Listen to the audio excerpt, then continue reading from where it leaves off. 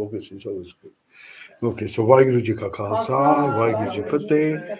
And once again, thank you everyone for joining us online and in-house. And I've always said, we have seen and the unseen. We have those who are very visible and those who are visible but don't need to be seen, and those who are unseen and need to be seen. So we have many variations of those that interact with us on this space. But I want to speak today about the nature of why does suffering happen? Why do we get suffering, right? So I'll just use the word suffering. Why does dukkha exist? And and what is the solution to this? And the reason I wish to speak about this is in with the political nonsense that you're going to start hearing about and starting to take control of the narrative. So you're not going to be able to hear anything else apart from just nonsense in every single broadcast. And all this is individuals creating division, division, division, division, division. And those divisions then create your emotional states. Your emotional states impact the environment around you. And if you are in fear, if you are anxious, if you are angry, then you will find that the environment around you is the same. Right? So we are now in this space. And it's all great doing meditation and doing mindfulness and having all this awareness, but we need to have mental immunity. We need to realize what you engage in and what you don't engage in. And the criteria for you, the criteria for me and everyone else is, how does it make you feel? Right? That will give you an idea of what it's doing to you. And it's not just what it's doing to you today, what it does to you as you progress. So things that will work in your favor, things that will work against you need to be seen. So where do you get this wisdom from? And this is the crux. You ain't going to get it from your politicians. You're not going to get it from your scholars. And you ain't going to get it from your churches. You need to find those who know the wisdom for what it is and have walked it. So the likes of Buddha, the likes of the great, they're not people to be revered. They're not there individuals to be worshipped. They've given you instructions. Simple. So when you look at uh,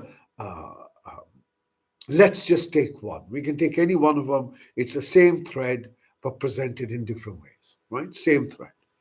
And the thread is life has suffering. Bottom line. In your birth, there is suffering. Your mother suffers.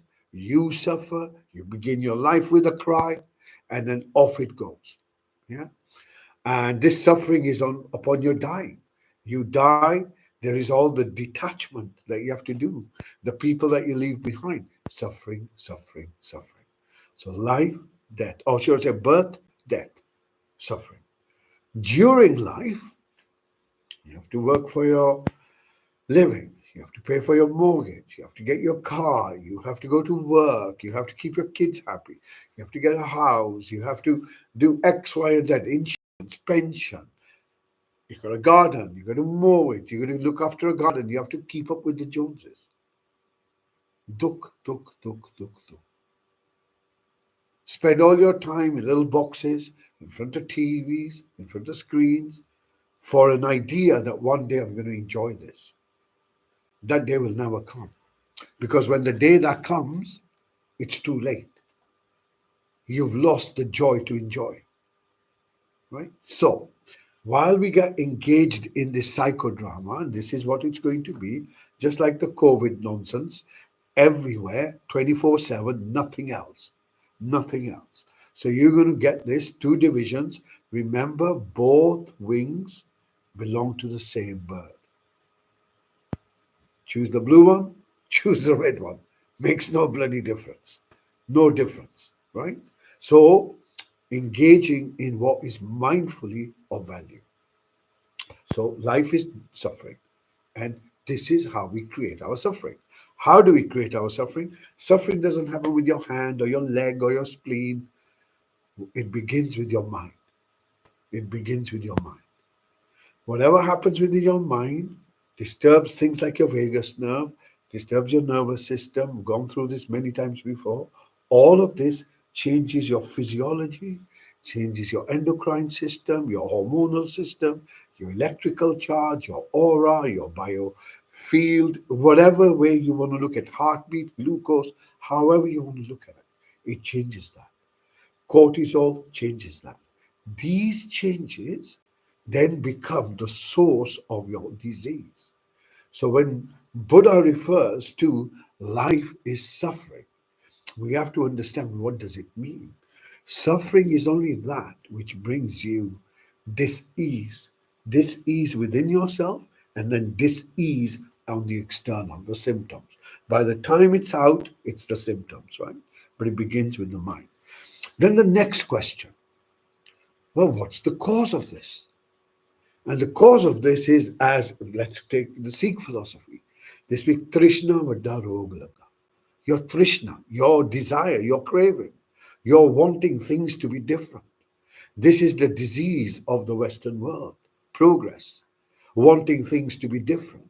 So you go into other countries and you bombard them, you completely decimate them, destroy them, because you want them to adopt things that you feel are the interest of the world. Colonization, we call it, right? Colonization. And this colonization gives a certain group of people superiority, it gives them privilege. This privilege is now being called out. So, what causes our illness, what causes the chief cause is Trishna, this craving. And it's not enough to say desire, but desire is not strong enough. It's the craving, it's the constant seeking for things to be different, unable to accept what is, unable to accept what is. And suffering, by definition, means you want things to be different than they are, right? So that's the cause. So then the third question arises, well, all right, if that's the cause, this constant grappling, craving, waiting for some enlightenment, waiting for the day of judgment, waiting for that day of mukti, whatever you want to see it as, this waiting, this anticipation, this becomes the underlying energy of what I'm calling craving. And the question is, all right, I need to answer this in two ways. One is this an illness? Is this something wrong with you? No, this is the fabric of existence. You could not have been alive had your mother and father not had the intention and the craving of some sort. So it all begins with that. It all begins with that intention, that craving, and its fabric. It's baked into the fabric of existence. This is why human beings are so lucky, because you can recognize this. Most others can't recognize this. So craving is the problem, but it's not the craving; it's the attachment to it. So let me give you an example. Say you want a particular kind of phone or whatever it is. Let's give it an object. Let's say it's an object. And you spend all your time and effort to try and get hold of this particular object. You get hold of this object, and this object is stolen from you. It's not the wanting, it's the result, actually being attached to the output. Has to be like this, has to be like this. The attachment to the goal, the attachment, it's not the craving, the desire is the underlying fabric, Trishna. But Trishna means that I'm attached to it. I have an attachment to this being fulfilled. Yeah. It's that attachment that creates the illness. It's that which creates the suffering within us. So then the third question is, well, how do we deal with this? Right? So, how do we deal with this? Well, we recognize there's a way to let go. Letting go, allowing. So, it's like, look, Life has a flow, right? So, how do you demonstrate this? Well, try and hold on to your breath, and you will find that your breath will force you for it to flow. Life has to flow. When we try and hold on to something, when we try and hold on to something, like holding on to your breath, you don't want life to move any further, you will find that life does not allow that. So, in that unattachment is a recognition that nothing can be held. You can't hold on to anything. You can pretend to hold on to things. So you will find people spend so much time and so much of their life trying to hold on to the way they live. Look, they'll go and get plastic surgery. They'll have parts of their body removed, new bits added to them because they want to hold on to the weight, hold on to the looks, hold on to this, hold on to that. Nothing is held. And our illness arises or our suffering arises when we hold on to that which cannot be held. And in reality, nothing can be held. Nothing. Absolutely nothing. Your emotions can't be held. Your thoughts can't be held. Your body can't be held to. Everything is happening. Everything is changing. Life is impermanent. It takes place within the fabric of impermanence.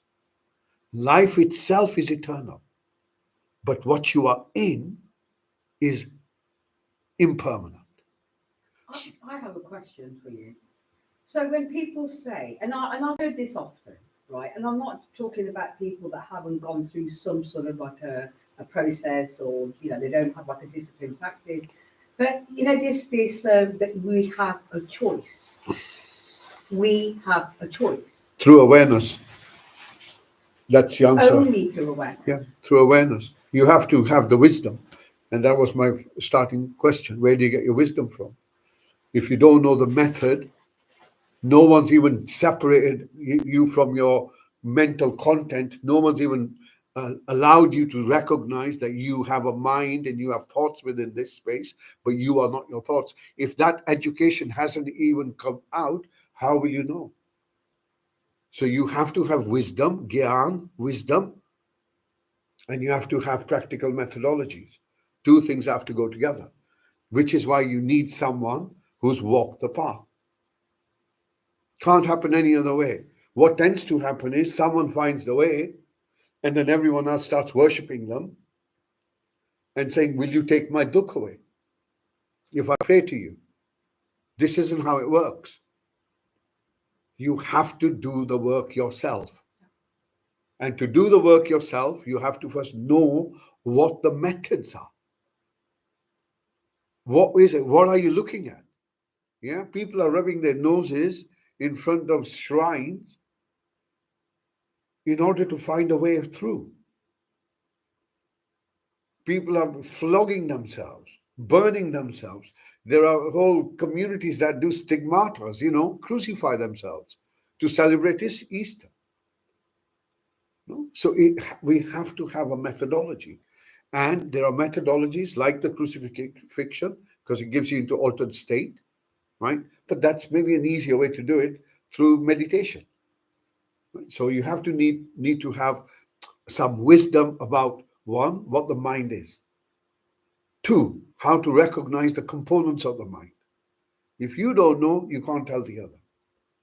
And then realize that those components of your mind, which are your stories for argument's sake, your judgments, your self-image, your self-esteem, your self-talk, your self-conceit, your self-importance, your sense of separation, your various identities, your sub-personality, until you begin to recognize, yeah, I've got a crowd in there. We can't separate from it. And unless we separate from it, we're always trying, it's like the eye trying to see the eye. We're always, blood washing blood. It can't clean itself. So life is suffering, birth is suffering, death is suffering. Life has suffering, but life also has moments of joy. So we know it doesn't have to be suffering. Doesn't have to be suffering. So we have to recognize what suffering means. Suffering means living a life always trying to make something happen, but never ever feeling content in it. Never ever feeling that you've arrived somewhere. And you're not going to get anywhere. It'll always be like this. Always be like this. Until we recognize we are complete now. So in this Buddhist path, they use the word samasati or in the meditation sama, or the starting word is samadristi. Sama means the same word from the word sam, to get together, the complete. Unless someone gives you the complete vision of, say, the nature of life, and the nature of life has 3 or 4 essential truths. Number one, everything changes. Number two, nothing is permanent. Number three, nothing is going to give you lasting satisfaction. If we recognize this, the right worldview, samasati or samadristi, then the meditation is the complete meditation, right? Otherwise, we get off track. So, going back to the wisdom tradition, life brings suffering. Cause of suffering is our attachment, which is given, which is motivated by this capacity called trishna, this grasping capacity in ourselves. It's part of your egoic self. That's what it is. Because when you're a child, the only thing that you're grasping for is that which fulfills your bodily needs, right? So you know it's not a mental construct. It's at the moment physiologically needed. So you go for food, etc., etc. However, it then goes psychological. Now you want the toys. Now you want this. Now you want that. It's no longer physiological. It's now psychological, right? This little switch we don't see often. This is what is happening now with the political nonsense. They're trying to switch you in order to go either this way or that way. And once you get involved in that, you get involved in all the psychodramas. So I want to go back to my essential point. Life in itself is suffering or has suffering. The cause of suffering is trishna, this craving, which leads to attachment. Your attachment to those things which are impermanent and never give you lasting satisfaction is the cause of your suffering. That's it. So all the people who thought the current government was going to take them into, blissfulness and heaven, their suffering has increased. Those who have are worried about losing it. Those who haven't are worried about not getting it. Makes no difference. Suffering exists throughout now. And the nature of suffering is the internal state. And then the last bit is the mark, the way, the forward. How do you continue this? You continue this through discipline. Through discipline. So without wisdom, we are so lost. And this lostness isn't just to do with this life and this moment. Through recognizing for your own experience, through your meditation, that's the only thing that's going to give you some understanding of your reality beyond the content of your mind, beyond your thoughts, beyond your emotions, beyond your sensations, and even, I would say, beyond awareness, right? But let's just go to consciousness at this stage. Once you get to that point, you will realize that you cannot be switched off. That essential sense in you cannot be switched off. And this life that you're actually living between birth and death is one part of the cycle. And the next one starts the moment this one ends. And you keep repeating this process until you come to your senses and realize what needs to be done. And what needs to be done is to release yourself from the prison that you've created for yourself. And how do you do it?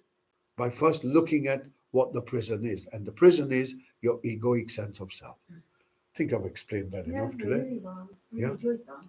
Thank Yeah. you. Excellent. All right. We've got loads of people online as well. Good. Okay. So we'll do our meditation.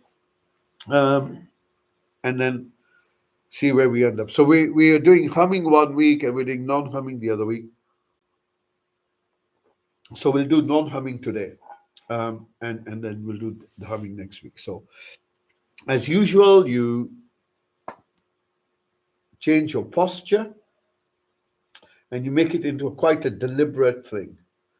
Yeah. So you move your back forward, upwards, you move your shoulders back, um, you allow your body to settle a little bit, rest a little bit. You pull your chin in, and you make sure that the eyes are closed. Okay. So by closing your eyes, there's another way we can enter meditation is first to look at the senses, right? So by closing our eyes, we become aware of the darkness. So that's your first sense. Your second sense is that you're going to begin to listen to things around you.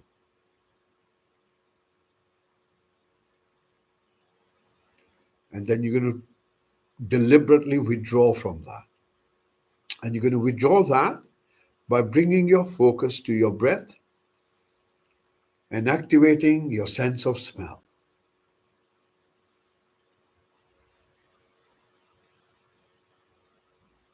So we moved away from the visual, we moved away from the auditory, and now we're in the smell, in the olfactory. So I want you to notice what smell is in your breath at the moment.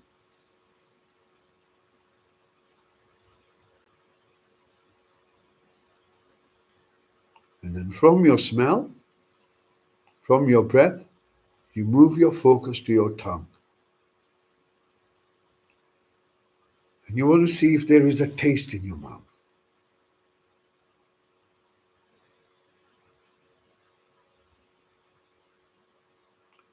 And then you withdraw your focus from your taste and you become aware of your body, the sensations.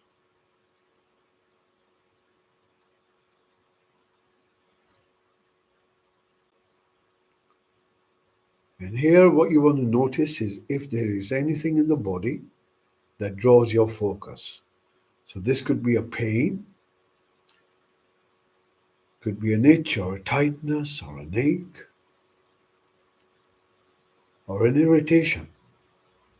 So scan your body, start from the top of your head, use the hula hoop, allow it to move down, scanning your body, and quite deliberately shining a light on anything within you that has a sensation.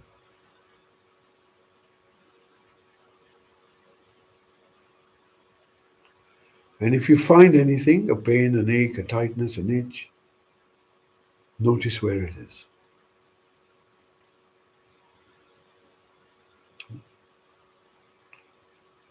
On your next breath in, you're going to bring your focus to your seat or whatever you're lying on, and you're going to notice that there are sensations where your body makes contact with whatever you're sitting on or lying on.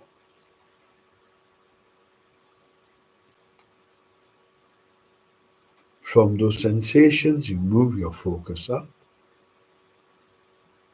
noticing your hips. From your hips, you're going to focus down your thighs towards your knees.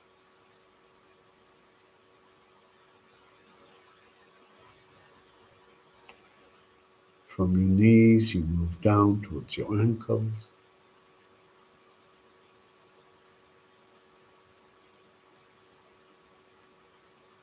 Notice your feet. And then you can notice the soles of your feet.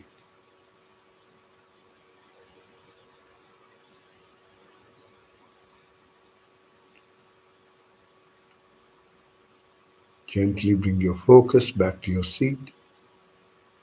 And again, notice that you're held in place. Notice no matter what happens, you can't go any further down. You're held, you're supported.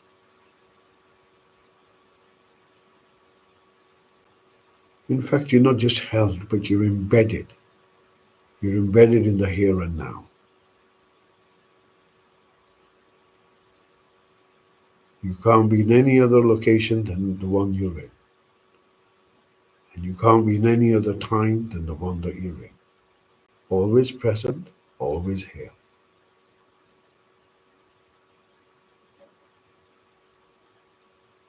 when your body can only breathe from the air that's in front of you now.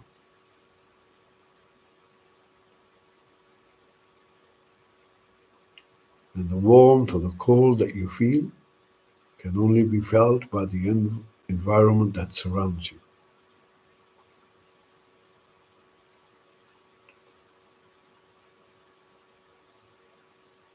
Notice how embedded you are in the present moment.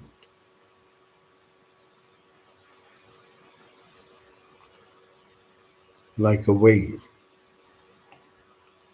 constantly flowing.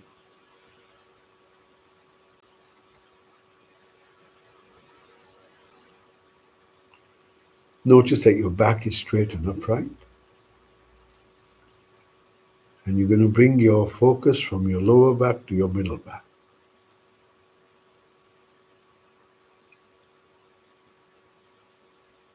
From your middle back, gently moving up to your shoulder blades.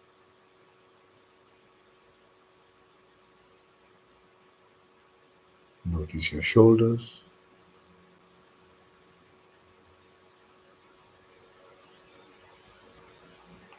And then from your shoulders, you gently move your focus down to your elbows.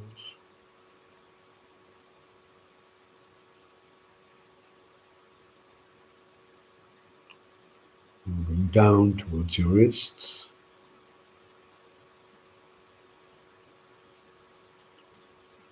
And then you notice the palms of your hands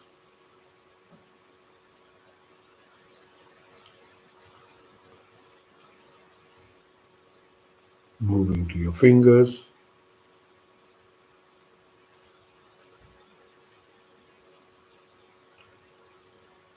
And then gently bring your focus towards your eyes.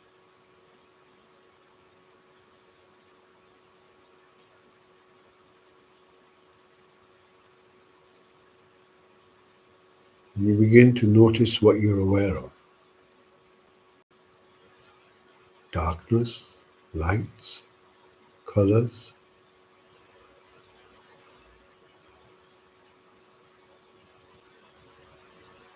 Notice the back of your eyelids.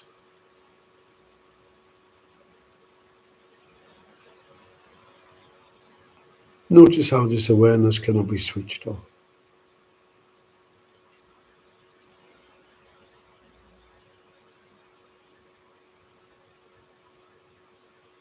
Constantly there, undivided, like a mirror.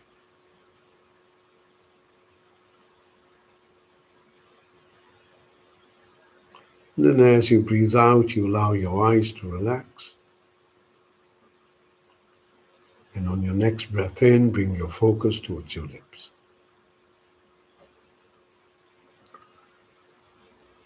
Notice your upper lip,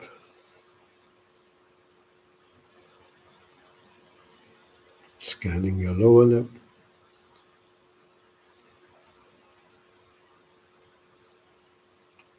And then gently moving your focus within your mouth.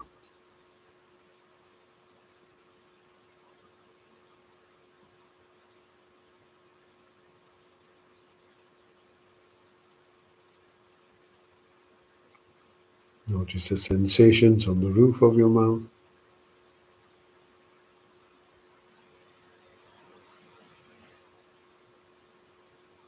on the inside cheeks of your mouth,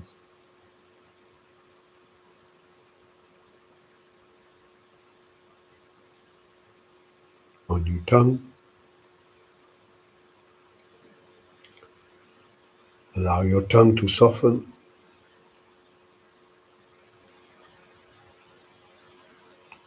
Allow your jaw to soften.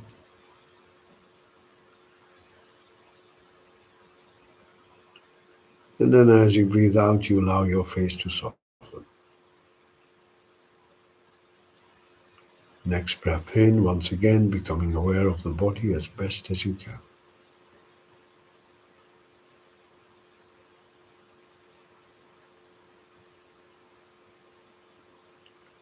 Sensing your body.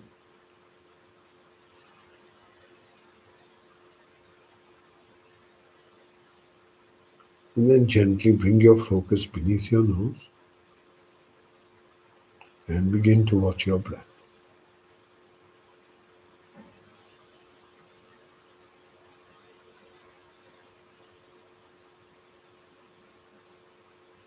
Notice how the breath continuously flows.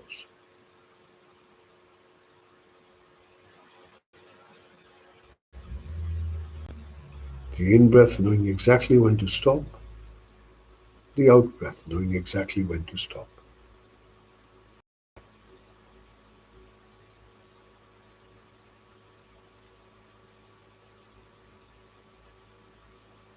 There is a start, middle, end to the in-breath. There's a start, middle, end to the out-breath.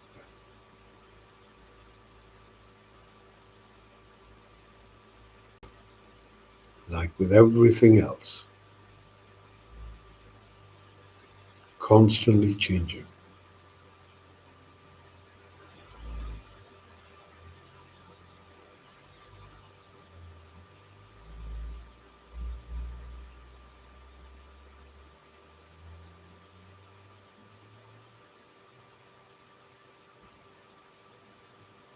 Breath is your master.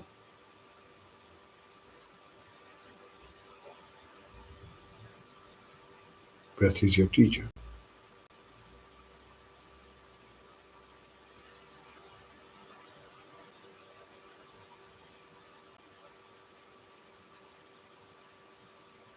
And every breath you take is a once in a lifetime event. You will never repeat the same breath again.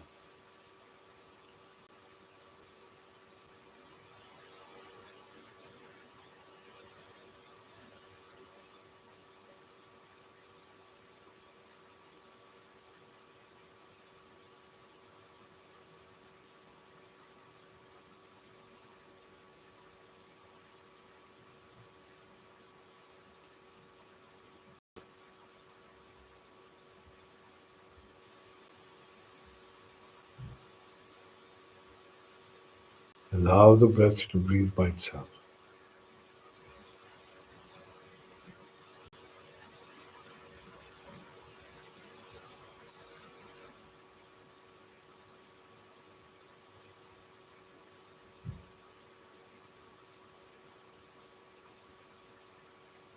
On your next breath in,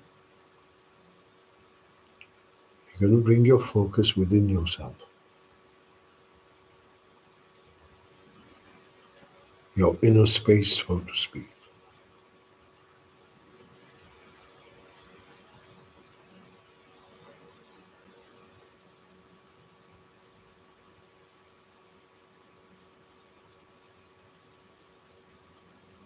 Do you feel drowsy or do you feel alert?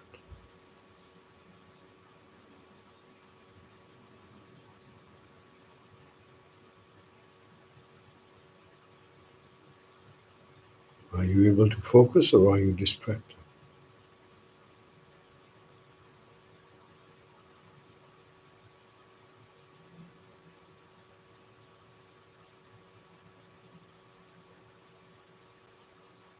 Gently bring your focus to your chest and begin to notice the movement of your chest in rhythm with your breath.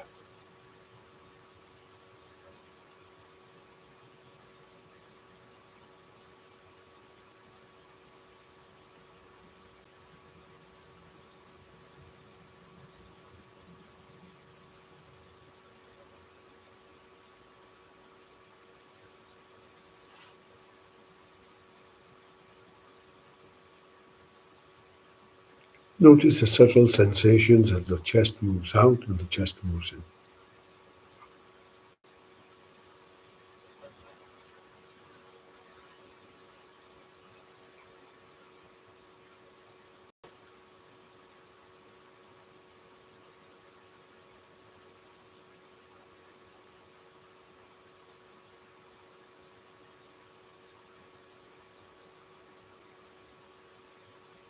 Now moving your focus deeper into yourself, right at your very heart center, your home.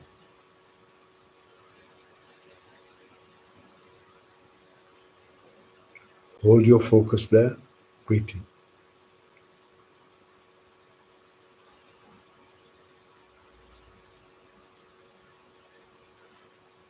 waiting to notice how you're really feeling right now.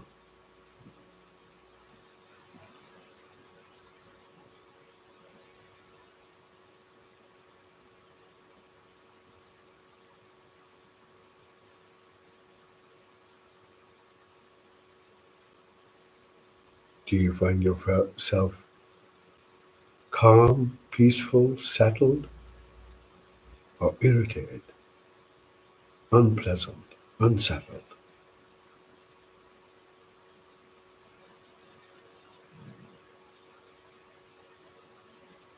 What's the feel of your life right this moment? Right this moment.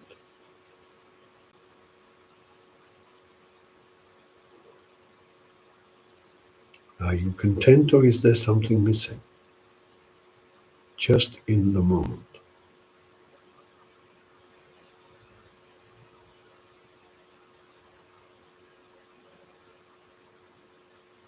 Is this moment enough for you?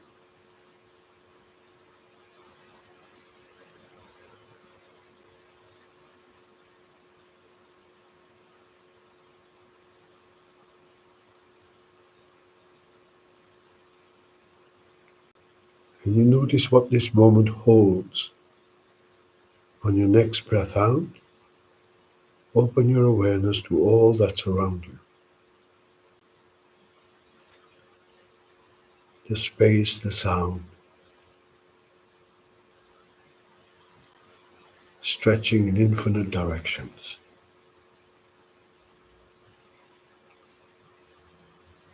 All that exists in the moment of now.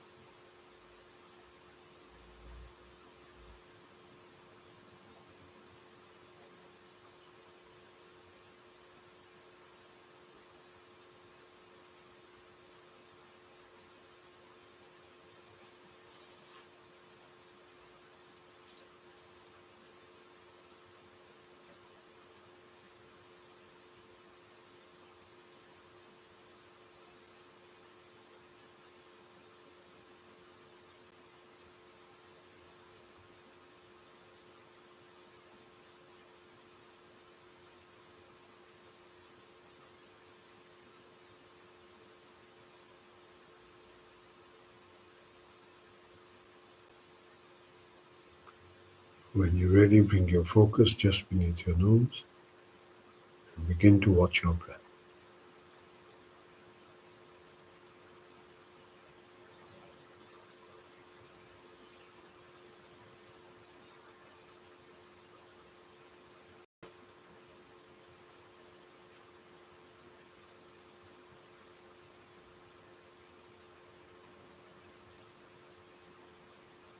Stay with your breath and let your breath breathe by itself,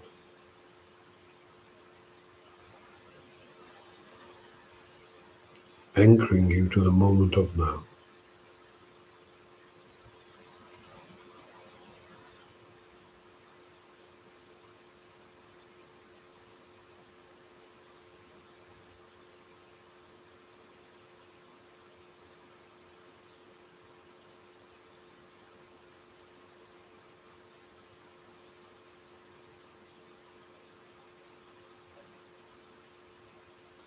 Notice your in-breath has a start and an end, and your out-breath has a start and an end.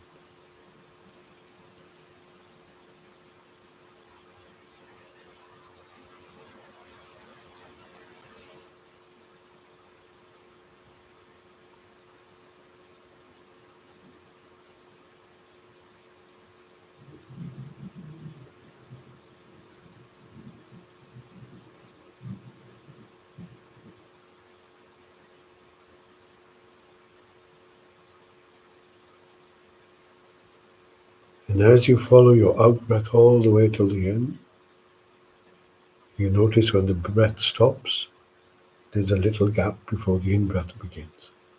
See if you can notice that.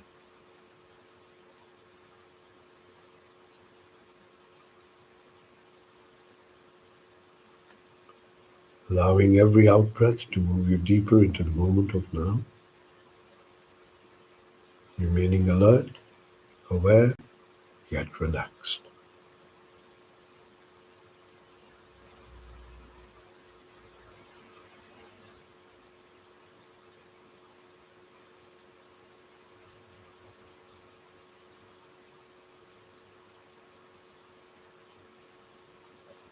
Stay with your breath. Allow the breath to breathe by itself, following your out breath all the way till the end.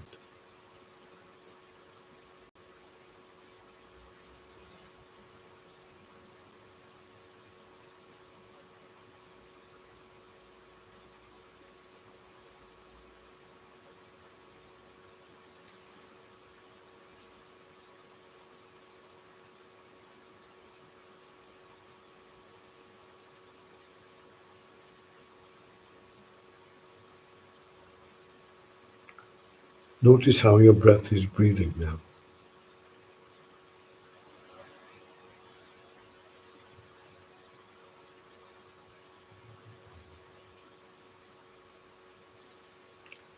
Bringing your focus to the sound of your breath.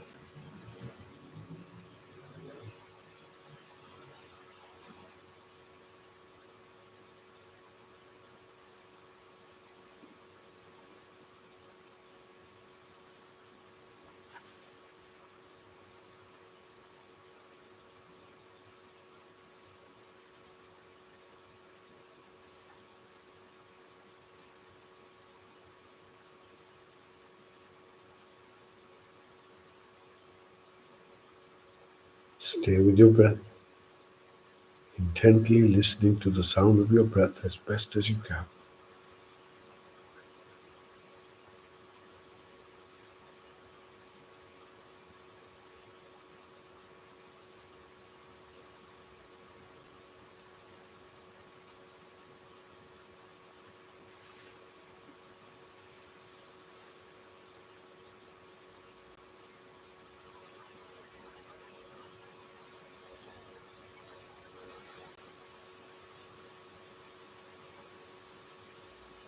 Stay with your breath,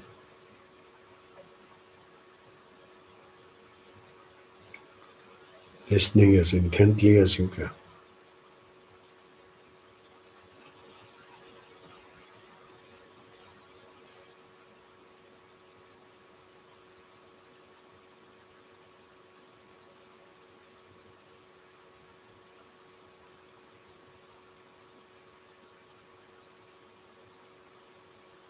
And then once again on your next breath out, gently open your awareness to all the sounds around you, including the sound of your breath.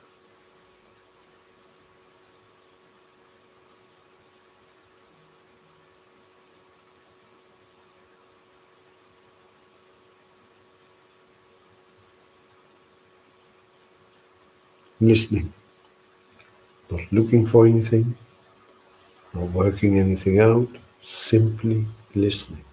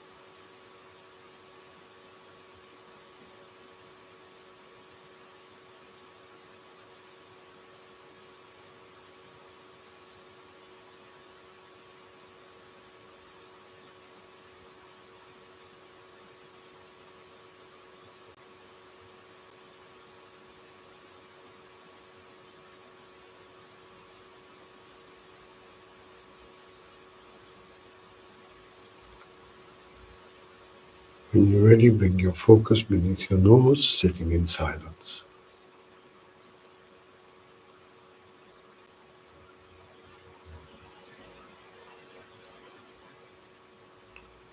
And begin to notice your experience.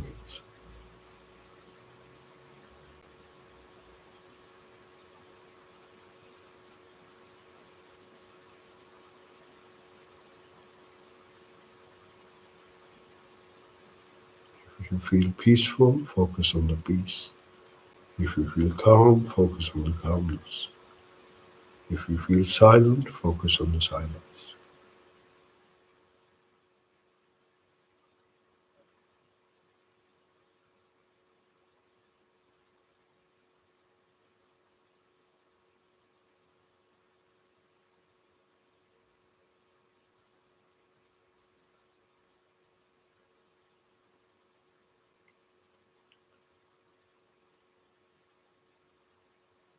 On your next breath out, expanding your awareness to include your whole body, becoming aware of your body as best as you can,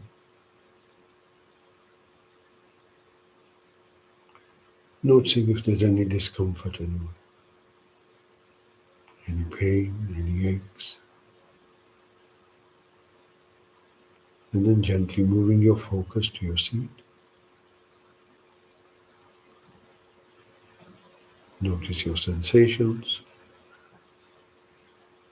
and then using those sensations as an anchor, bringing your focus up towards your hips, scanning your thighs towards your knees. Take your time.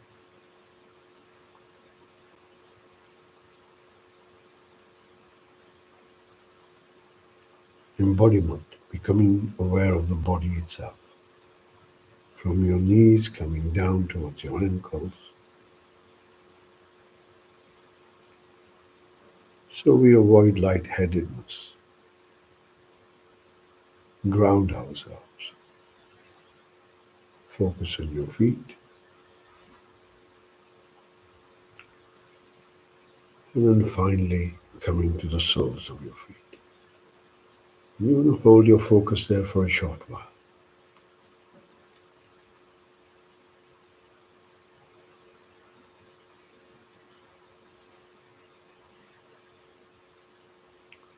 And then moving back to your seat, notice your back is straight, upright. Your shoulders, your arms, hands comfortable. Your eyes are closed, your mouth is closed, and your face is relaxed. Coming back to your breath.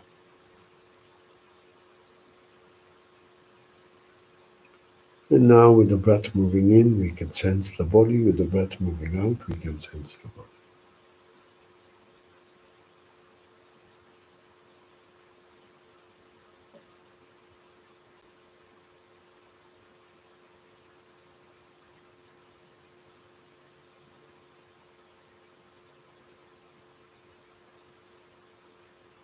And then setting the intention that when you hear the next bell, you're going to draw a few slow, deep breaths in. And then in your own good time, gently opening your eyes. Bringing some of that peace back